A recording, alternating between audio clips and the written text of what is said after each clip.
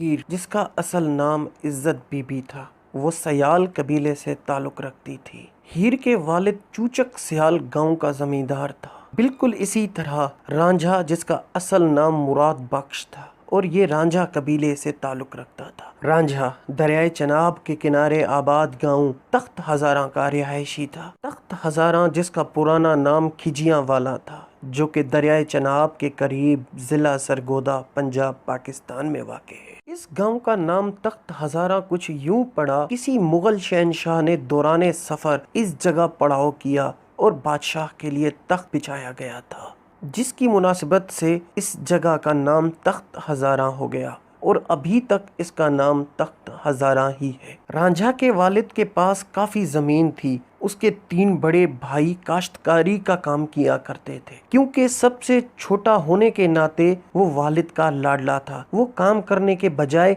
सारा दिन जंगलों में घूमता और बांसुरी बजाता रहता था। बाप के मरने के बाद रांझा के भाइयों ने सारी जरखेज जमीन खुद रख ली और बंजर जमीन वाला हिस्सा रांझा को दे दिया। बाप के मरने के बाद भाइयों और भाभियों ने उसे ताने देना शुरू कर दिए थे। रांझा ने तानों से तंग आकर घर छोड़ दिया और दरियाए चनाब के किनारे जंगल में चल पड़ा। कुछ रोज उसी जंगल में गुजरने के बाद रांझा हीर के गांव पहुंचा। हीर का गांव जंग में दरियाए चनाब के किनारे आबाद था। हीर के गांव के लोग खेती बाड़ी करते थे या फिर भैंसें चराने का काम किया करते थे। हीर के गांव के पास दरियाए चनाब में एक कश्ती खड़ी थी, जो बहुत ही खूबसूरत से सजाई हुई थी। जैसा कि रांझा काफी सफर कर चुका था और वो थक गया था, और उसी थकावट के बायस रांझा उसी कश्ती में सो गया। और वो कश्ती हीर की थी। जब कुछ लम्हे गुजरने के बाद हीर उस कश्ती में आई और एक अजनबी शख्स को सोया हुआ देखा तो वो गुस्से में आ गई और गुस्से के बायस हाथ में जो छड़ी थी वो जोर से रांझा को मारी, जिससे रांझा बेदार हो गया और उसकी नजरें हीर के चेहरे पर पड़ी। रांझे की नजरें जैसे ही हीर के चेहरे पे पड़ी, रांझा हीर को मुसलसल देखे जा रहा था और यही हाल हीर का भी था। यही पहली मुलाकात हीर रांझा की उनके दरमियान इश्क का बुनियाद रख गई। हीर ने अपने वालिद से कहलवा कर रांझे को भैंसें चरवाने का काम दिलवा दिया। रांझा भैंसें चराने के साथ बांसुरी भी बजाता था। बांसुरी की खूबसूरत सुरों ने हीर के दिल में जगह बना ली थी। दोनों में मोहब्बत का दिया रोशन हो चुका था। बिलाखिर दोनों ने मोहब्बत का इजहार कर दिया और दोनों के दरमियान मुलाकातों का सिलसिला शुरू हो गया।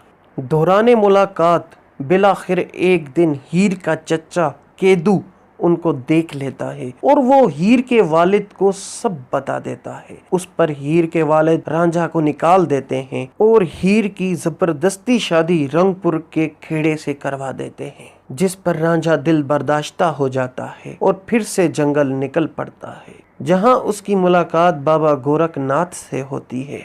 बाबा गोरखनाथ, जो जोगियों के एक टोले कनपठा यानी कान सिला हुआ का बानी था। बाबा गोरखनाथ की तबलीग से मुतासिर होकर रांझा जोगी बन गया। फिर गांव गांव घूमता फिरता रहता था। आखिरकार उस गांव पहुंचा जहां हीर ब्याई गई थी। रांझा खैरात के बहाने हीर का दीदार किया करता था और हीर अपनी सहेली और नंद सहती के साथ मिलकर एक मंसूबा बना लेती है, जिसके तहत हीर को जहरीला सांप डस लेता है, जिस पर सहती कहती है इसका जहर निकालने के लिए साधु बाबा को बुलवाना होगा। साधु और कोई नहीं होता, रांझा होता है। लिहाजा साधु और हीर को एक कमरे में बंद कर दिया जाता है ताकि वो हीर का जहर निकाल सके, और मौका मिलते ही दोनों गांव से भाग जाते हैं। गांव से भागकर हीर के गांव आना चाहते थे, मगर पैदल होने के बायस वो ना पहुंच सके। मगर खेड़े घोड़ों पर थे,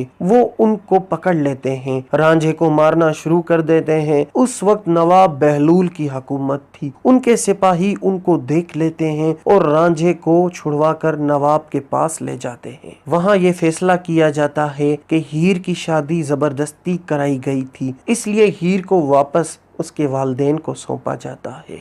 तब हीर रांझे को कहती है, तुम हजारा जाओ और बारात लाओ, क्योंकि मैं अब तुम्हारे साथ तुम्हारी डोली पे बैठ के चलूंगी। मगर ये बात हीर के चचा केदू को हजम नहीं होती। वो शादी से पहले एक मंसूबा बनाता है ताकि हीर और रांझे का किस्सा हमेशा हमेशा के लिए खत्म कर दे। शादी वाले दिन हीर का चचा केदू आके हीर से माफी मांगता है और उसे शादी की मुबारक देता है, और उस मुबारक की खुशी में उसे वो एक जहरीला लड्डू देता है। उस लड्डू के बायस हीर की मौत हो जाती है, और रांझे को जैसे ही पता चलता है राजा दौड़ा हुआ आता है और हीर को अपने गोद में रख के कहता है, ये कैसे हो गया। बस कुछ ही लम्हे हीर को देखते ही देखते रांझा की भी रूह परवास कर जाती है, और इसी तरह इस सच्चे प्यार की कहानी का अख्तिताम हो जाता है।